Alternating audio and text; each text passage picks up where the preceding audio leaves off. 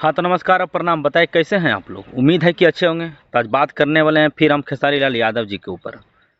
तो आज इनका तारीफ नहीं, आज इनका शिकायत करेंगे। भैया कुछ घटिया हरकत दिखाएंगे, जो कि बहुत दिन का पहले का मैंने वीडियो देखा है, जो कि इंटरव्यू था। खैर दिखाते हैं, आप लोग देखिए। भैया अभी कमेंट मत कीजिए, पहले पूरा वीडियो देखिए लास्ट तक, उसके बाद कुछ बोलिएगा कि अगर हम गलत बोले हैं तो भाई फिर उसका भी सज़ा हम भुगतेंगे। तो भैया खेसारी भैया आइए। और मेरी वाइफ बहुत खूबसूरत है। वो अंदर से जितनी खूबसूरत है उतनी बाहर से भी खूबसूरत है। हमारे 2 बच्चे हैं और मैं अपने बच्चों से बहुत प्यार करता हूँ। यहाँ तक तो ठीक था, मतलब यहाँ तक तो किसी को कोई दिक्कत नहीं है। मतलब इनका वाइफ बहुत खूबसूरत है, मतलब अंदर से लेकर बाहर तक हर चीज़, मतलब 2 बच्चे के बाप भी है, तो इससे किसी को आपत्ति भी नहीं होना चाहिए। लेकिन फिर उसके बाद सुनिए। खेसारी भैया शुरू कीजिए। तो हीरोइन से जिसके साथ भी काम करता हूँ, मैं उनके अंदर अपने वाइफ को पाता हूँ, तभी मैं रोमांस कर पाता हूँ। मुझे लगता है कि मेरी वाइफ है उतनी देर तक, और बड़ा मजा आता है।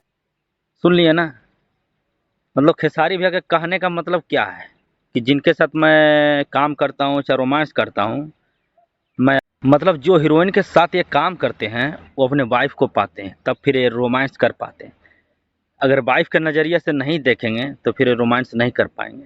भैया खेसारी भैया कभी जीवन में नहीं सोचे थे कि आप ऐसा होंगे, लेकिन आप सिर्फ अच्छा अच्छा बातें करते हैं, स्टेटमेंट देते हैं कि लड़की को अपमान नहीं करना चाहिए, स्टेज पर आपत्तिजनक बातें नहीं बोलना चाहिए, लेकिन आप खुद बोलते हैं जी, ऐसा ऐसा बात बोलते हैं। मतलब क्या बोलते हैं। तो इन लोगों के भी साथ वही करता हूँ। पर्दे पे, पर्दे के सामने, पर्दे के बाद में एकदम बहुत शरीफ आदमी।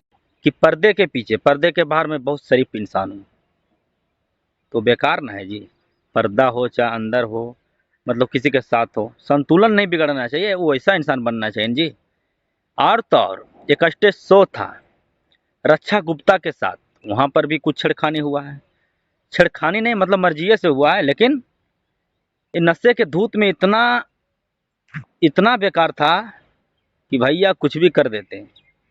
तो भैया इस तरह से भी नहीं होना चाहिए।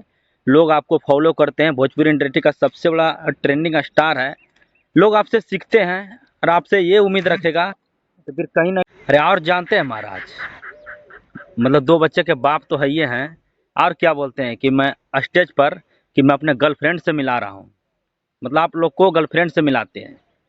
तो भैया एक बात बता देना चाहते हैं कि स्टेज शो में हर कोई हर लेवल का जाता है देखने के लिए। कोई अपने बेटी के साथ, कोई बाप भी चाहता है, कोई बड़े भाई के साथ भी चाहता है, और आप आपत्तिजनक बातें बोलिएगा और आप अपने गर्लफ्रेंड से मिलाइएगा, शर्म आना चाहिए जी। आप अपना गर्लफ्रेंड से मिलाने के लिए स्टेज शो करवाते हैं।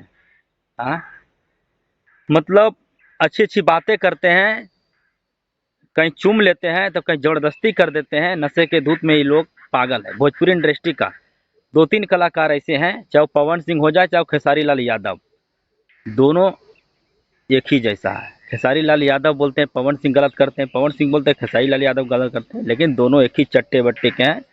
आप लोग सुधरिए, सैल्यूट है आप लोग पर, शर्म आना चाहिए महाराज। भोजपुरी इंडस्ट्री को कहाँ ले जा रहे हैं। घटिया हरकत बंद कीजिए।